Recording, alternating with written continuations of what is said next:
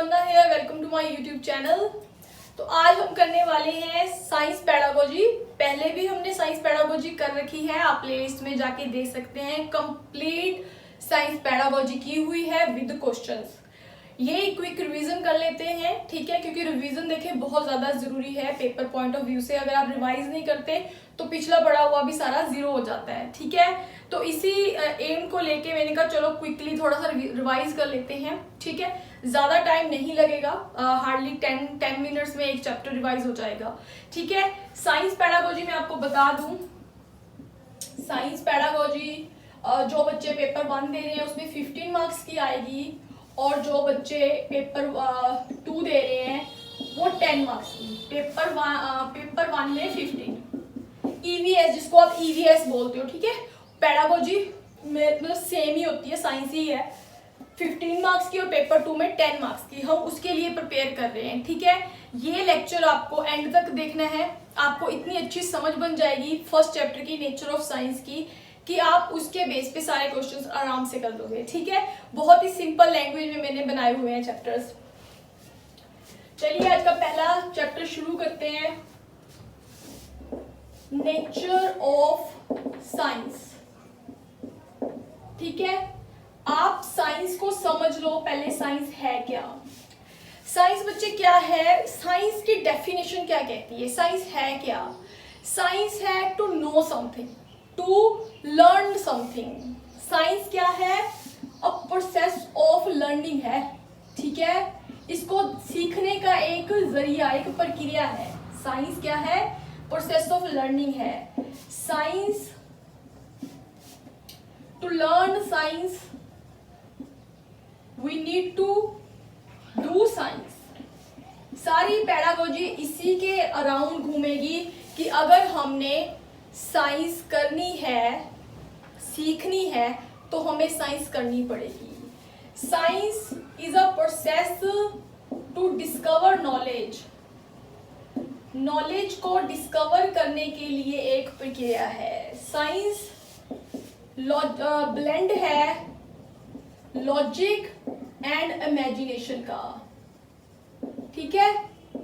मतलब हमारी कल्पनाएं और हमारे लॉजिक, तर्क हमारा मिलके एक साइंस को बनाता है। ये साइंस की एक कह लो आप बेसिक डेफिनेशन है कि साइंस प्रोसेस ऑफ लर्निंग है। एक मिनट में चेक कर लूं सारा कुछ सही चल रहा है।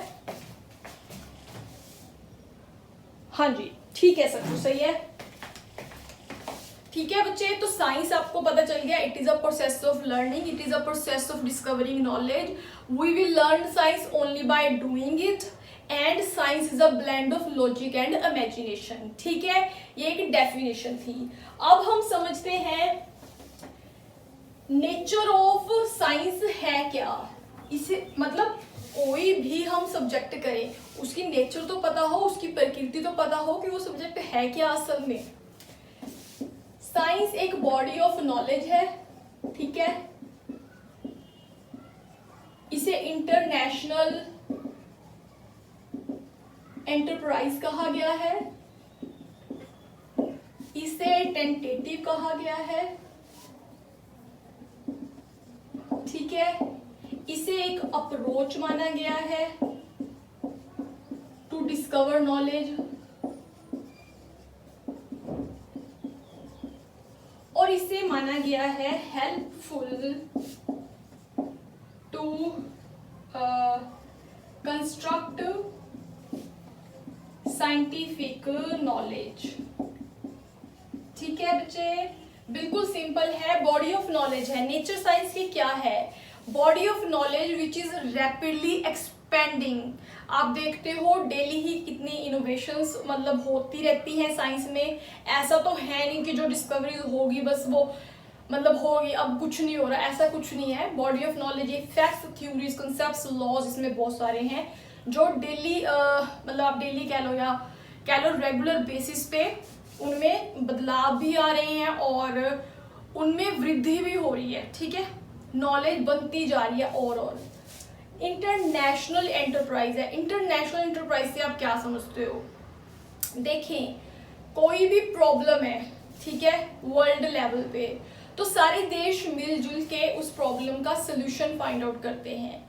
जैसे कि आप ग्लोबल वार्मिंग ले लो तो ग्लोबल वार्मिंग के लिए देशों विदेशों के साइंटिस्ट मिलजुल के काम कर रहे हैं, ठीक है, ताकि उसे काबू किया जा सके, ठीक है। आगे है टेंटेटिव। ये आपको टर्म समझनी है और आपको याद भी रखनी है एग्जाम के लिए। टेंटेटिव होता है चेंजेबल। टेंटेटिव मतलब चेंजेबल, इसमें चेंजेस जो है वो आ रहे हैं, आपको समझना जरूरी है। मैं आपको एक एग्जांपल के थ्रू समझा देती हूँ। जैसे कि आपको पता है देयर वर 9 प्लैनेट्स, ठीक है। तो उसमें इन्होंने जब साइंटिस्ट ने सर्च वगैरह की तो इन्होंने देखा कि प्लूटो एक डवार्फ प्लैनेट है, बिल्कुल छोटा सा प्लैनेट है जिसकी एग्जिस्टेंस को देखना नामुमकिन होता जा रहा है। तो इन्होंने क्या किया, उस प्लैनेट को प्लैनेट्स की लिस्ट में से हटा दिया। तो यहाँ से पता चलता है कि साइंस में नॉलेज कंस्ट्रक्ट भी हो रही है और जो बनी हुई है वो चेंज भी हो रही है। तो चेंजेबल तो है ये, टेंटेटिव मतलब चेंजेबल, ठीक है। और ये एक अप्रोच है, साइंस एक अप्रोच है टू डिस्कवर नॉलेज। किसी भी चीज की हमें जानकारी लेनी है तो साइंस एक हम अप्रोच, एक टूल मान के चलेंगे किसी भी नॉलेज को डिस्कवर करने के लिए। आगे, helpful to construct scientific knowledge. Science हमारी एक ऐसी समझ बनाती है जिससे हम साइंटिफिक नॉलेज मतलब हर चीज के पीछे का रीजन फाइंड आउट करने के योग्य हो जाते हैं, एबल हो जाते हैं। साइंस हमें इसी काबिल बनाती है कि हम चीजों के पीछे का लॉजिक समझ सके, उनके पीछे की सच्चाई को समझ सके कि कोई भी चीज क्यों हो रही है। फॉर एग्जाम्पल, अगर प्रेशर कुकर सीटी दे रहा है, we will find out why it is happening. अगर प्लेन हवा में उड़ रहे हैं तो we will try to find out the reason. कारें चल रही हैं तो हर चीज के पीछे हमें एक लॉजिक फाइंड आउट करने में साइंस मदद करती है, ठीक हो गया। तो ये थी नेचर ऑफ साइंस, ठीक है। बिल्कुल अगर एक वर्ड में मैं समराइज करूं, साइंस क्या है? Discovery of knowledge to learn something. Clear हो गया? चलिए आगे चलते हैं। नेचर ऑफ साइंस अगर हम पढ़ रहे हैं, साइंस की बात करें और टेक्नोलॉजी की बात ना करें, ये तो हो ही नहीं सकता। Technology and science goes simultaneously, ठीक है। पर बच्चे क्या करते हैं, ये साइंस है और ये टेक्नोलॉजी है। देखें बच्चे क्या करते हैं कि साइंस एंड टेक्नोलॉजी को मिक्स कर देते हैं, ठीक है। ये नहीं होना चाहिए। क्यों? क्योंकि science and technology different terms हैं। हाँ, ये जरूर है, दोनों इम्पैक्ट करते हैं एक दूसरे को।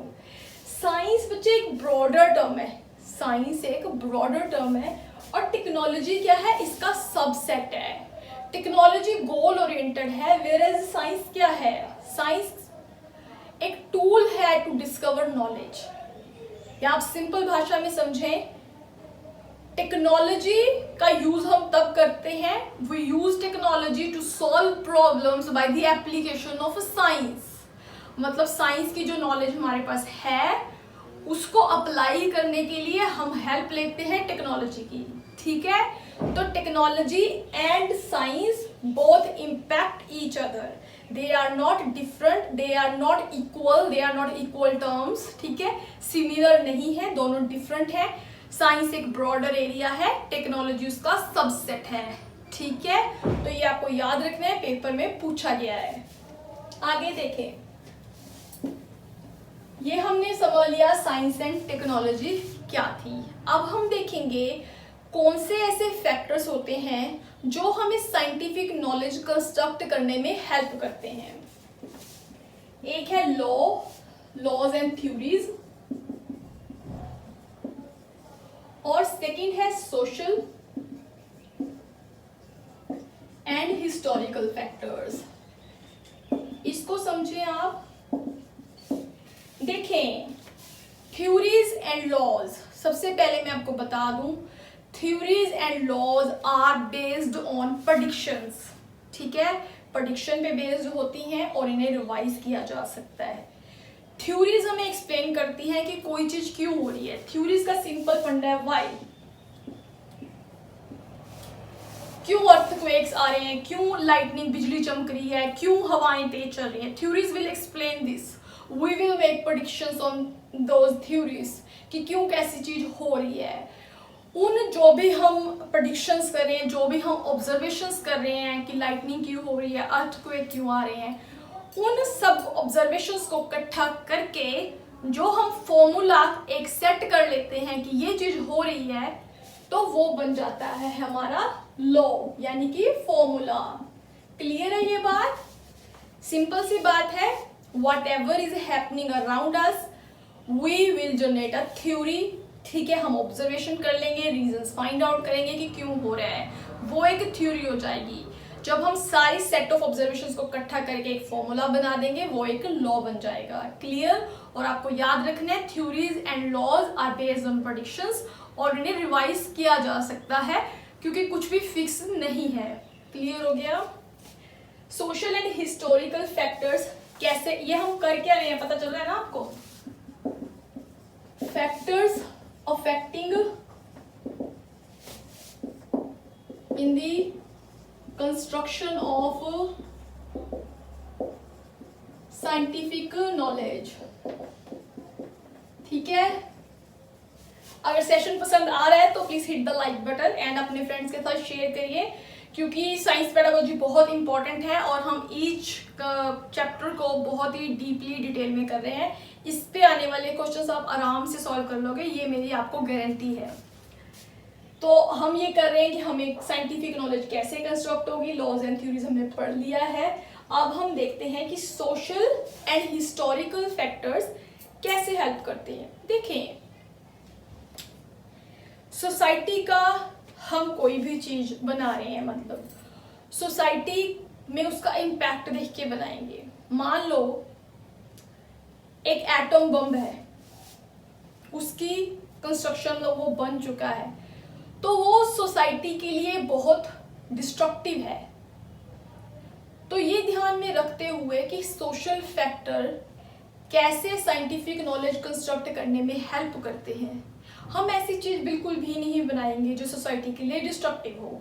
हम ऐसी चीज बनाएंगे जो सोसाइटी के लिए फ्रूटफुल हो।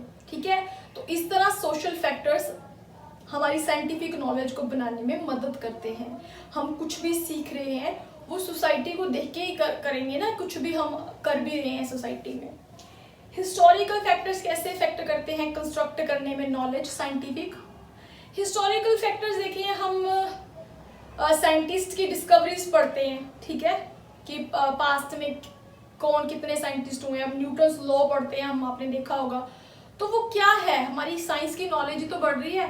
हम प्रीवियस साइंटिस्ट के बारे में पढ़ रहे हैं, हम उनकी जो डिस्कवरीज की हम वो पढ़ रहे हैं, उनके एक्सपेरिमेंट्स को पढ़ रहे हैं। एक तरह से वो हमारी साइंटिफिक नॉलेज ही तो बन रही है। ठीक है, तो इस तरह से सोशल एंड हिस्टोरिकल फैक्टर्स हमारी साइंटिफिक नॉलेज को बनाने में हेल्प करते हैं। तो आपको ये याद रखने हैं ये फैक्टर्स। क्लियर हो गया? आगे देखिए आप, आगे हम डोमेन्स कर रहे हैं, बहुत ही इंपॉर्टेंट है।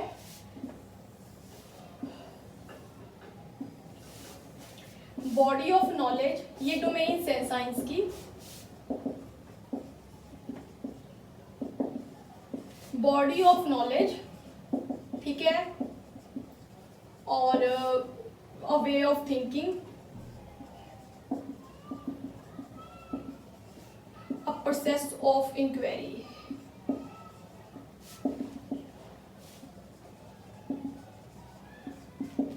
ठीक है जी, तो बच्चे ये डोमेन्स हैं साइंस की। डोमेन मतलब एरियाज कह सकते हो आप, एरियाज हैं साइंस के। मीन्स इसके इर्द गिर्द साइंस घूमेगी और इन्हीं के बेस पे आगे हम चैप्टर करेंगे। जैसे हर किसी एक टॉपिक को चैप्टर्स में डिस्कस किया गया है डिटेल में, पर यहाँ पे हम एक जिस्ट में समझ लेंगे कि ये डोमेन्स हैं क्या। सबसे पहले मैं आपको बता दूं, आपको पिक्चर से क्लियर हो रहा है कि ये इंटर रिलेटेड है, एक दूसरे पे इनका इम्पैक्ट है। पेपर में पूछा गया है आर दिस डोमेन्स इंडिपेंडेंट, तो हम क्या कहेंगे, नहीं, ये इंटर रिलेटेड है, इनका एक दूसरे पे इम्पैक्ट है। एक एक को समझ लेते हैं इनके अंदर है क्या। बॉडी ऑफ नॉलेज में क्या है, ध्यान दें। बॉडी ऑफ नॉलेज में फैक्ट्स हैं, थ्योरीज हैं, लॉज हैं, कंसेप्ट्स हैं, ठीक है। बॉडी ऑफ नॉलेज में फैक्ट्स हैं, डेफिनेशंस हैं, कंसेप्ट्स हैं, लॉज हैं, बहुत कुछ है, मतलब जिससे एक साइंस बनती है।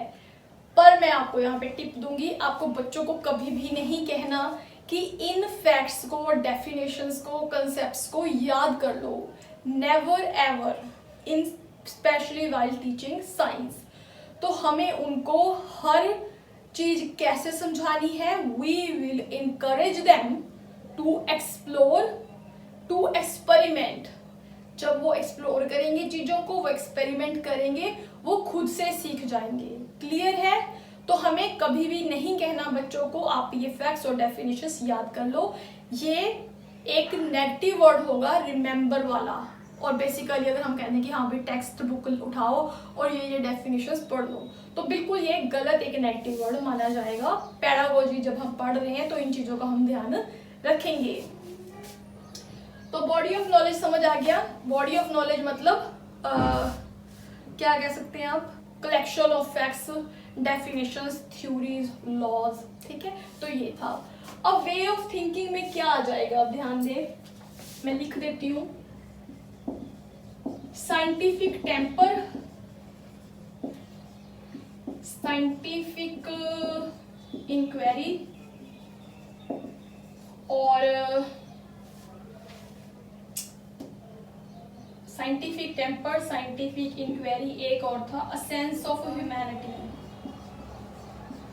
इनको समझते हैं डीपली बच्चे। A way of thinking, science का लक्ष्य, साइंस पढ़ाने का उद्देश्य बच्चों में scientific temper means scientific attitude लेके आना। अब साइंटिफिक एटीट्यूड है क्या?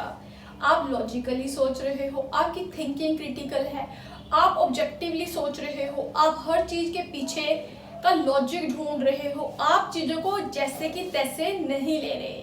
मान लो हमारे समाज में बहुत सारे सुपरस्टिशंस हैं, हमें बताया जाता है कि अगर बिल्ली रास्ता काट जाए तो इसे एक अपशगुन माना जाता है, पर साइंस ऐसा मानने के लिए नहीं कहती। वो कहती है चीजों को समझो फिर मानो, उनकी सच्चाई को जानो, इन सुपरस्टिशन से ऊपर उठ के अपनी एक समझ बनाओ।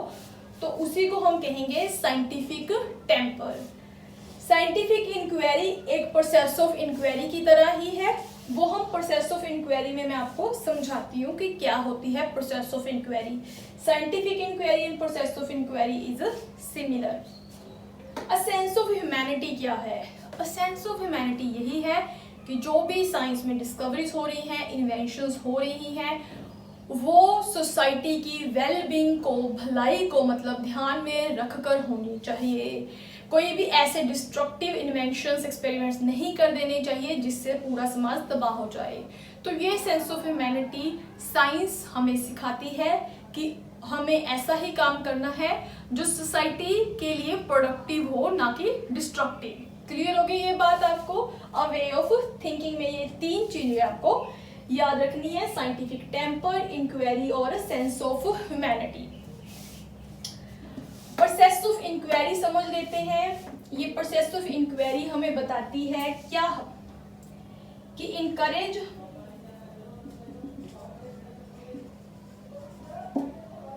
में लिख देती हूँ, इनकरेज बोल देती हूँ, encourage students to participate in the activities of exploration and experimentation. बच्चों को आप ऐसी एक्टिविटीज में इन्वॉल्व होने के लिए कहें जिससे वो साइंटिफिक नॉलेज को कंस्ट्रक्ट कर पाए। और आपको बच्चों को ये भी इनकरेज करना है कि वो रिलेशनशिप्स मेंटेन कर पाए फैक्ट्स में, प्रोसेसेस में एंड इंसिडेंट्स में। छोटी सी एग्जांपल दूंगी। मान लो बच्चों ने क्लास में डेफिनेशन पढ़ा दी टीचर ने कि प्लांट्स कैसे ग्रो करते हैं, और वो घर पे जाके उन प्लांट्स को रियल लाइफ में देखते हैं कि वो कैसे ग्रो करते हैं। तो उन्हें जो थ्योरेटिकल नॉलेज पढ़ रहे हैं और जो देख रहे हैं अपनी रियल लाइफ में, they should know how to find the relationship between that, they should know how to connect the knowledge whatever they are learning. Clear हो गया? तो ये था प्रोसेस ऑफ इंक्वायरी जिसमें हम बच्चों को इनकरेज करते हैं एक्सप्लोर करने के लिए, साइंटिफिक नॉलेज कंस्ट्रक्ट करने के लिए, और सेकेंडली हम उन्हें इनकरेज करते हैं to establish the relationship between facts and processes and incident, जो आप उनके आसपास जो भी घटनाएं हो रही हैं उनमें वो रिलेशनशिप फाइंड आउट करें, क्योंकि इससे समझ उनकी अच्छी बनेगी। क्लियर हो गया आपको ये बात? तो डोमेन्स ऑफ साइंस आपको बहुत अच्छे से याद रखनी है।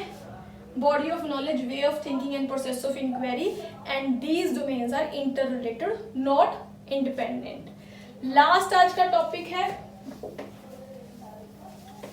जो कि बहुत इंपॉर्टेंट है, प्रीवियस ईयर पेपर में उसके बेस पे क्वेश्चन भी आया हुआ है। Interdisciplinary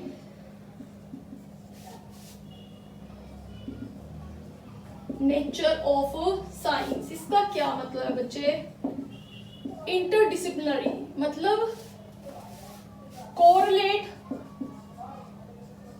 science with daily life और correlate science with other subjects.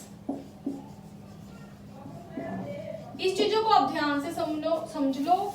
Science का बेसिक पर्पस ही है कि बच्चों को लाइफ के लिए तैयार करना, क्योंकि एनसीएफ ने जो करिकुलम बनाया है, एनसीएफ 2005 नेशनल करिकुलम फ्रेमवर्क ने, तो उसमें ये स्पेसिफिकली मेंशन है कि हमें बच्चों को लाइफ के लिए तैयार करना है, उन्हें मीनिंगफुल लर्निंग, मीनिंगफुल प्रोवाइड करनी है, जिससे वो अपनी लाइफ में कुछ बेहतर कर सकें।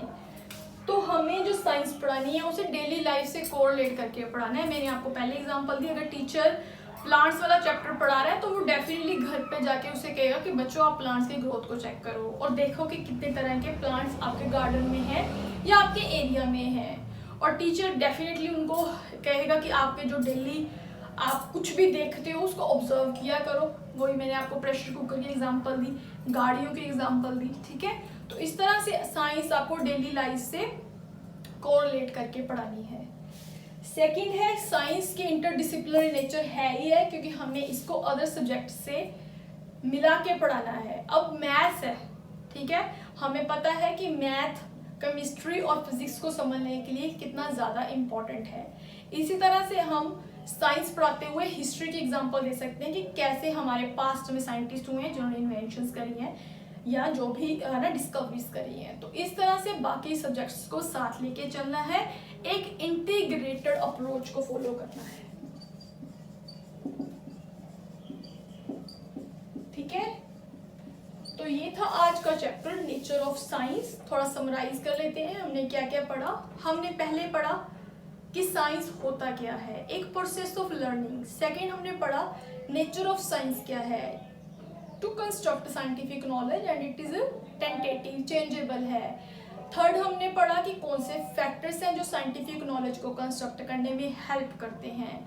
फिर हमने पढ़ा कि साइंस एंड टेक्नोलॉजी क्या चीज़ें हैं। देखें दोनों अलग हैं पर दोनों इम्पैक्ट जरूर है एक दूसरे पे।